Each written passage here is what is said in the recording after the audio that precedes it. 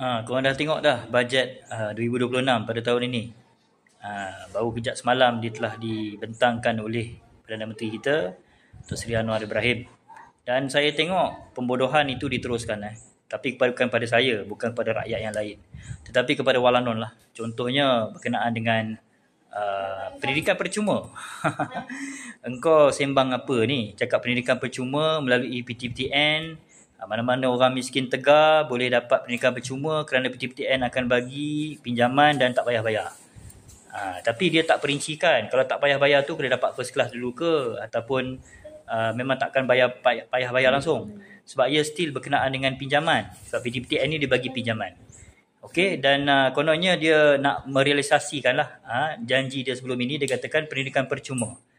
Lagi sekali sembang lah kencing ataupun borak sampai gajah pun boleh terbang lah. Lebih kurang macam tu. Padahal kalau dia janjikan dulu daripada tadika sampai ke universiti, semua orang akan mendapat pendidikan percuma. Dan itu tidak berlaku. Okey, yang hanya dapat 5,000 lebih je lah, 5,200 lebih orang yang akan dapat pendidikan percuma lah kononnya PTPTN.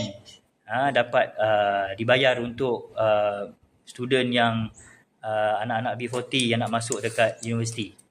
So nampak sangat pembodohan itu diteruskan dan walanon-walanon bolehlah terus menjadi bodoh. Kami tak nak. Okey, itu pasal dengan PTPTN pula kita difahamkan juga tak perlu bayar kalau dapat first class. Tapi untuk mereka yang anak-anak B40 dengan M40 aja ataupun yang berpendapatan rendah dan juga pertengahan.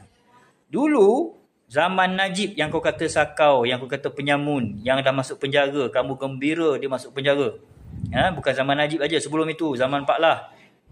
Dan saya tak tahulah sejak bila PTPTN ni, tapi saya zaman Pak Lah lah.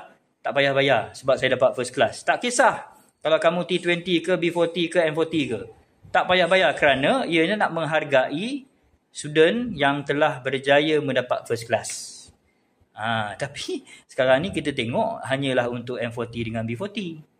Lepas tu macam-macam lah yang hipokrisi yang saya tengok.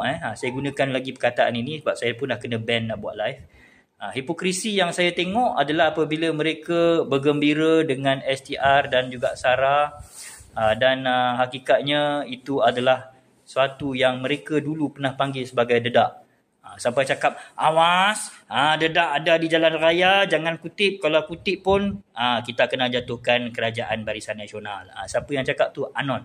Anon ni adalah anonymous lah, tapi sebenarnya bukan anonymous.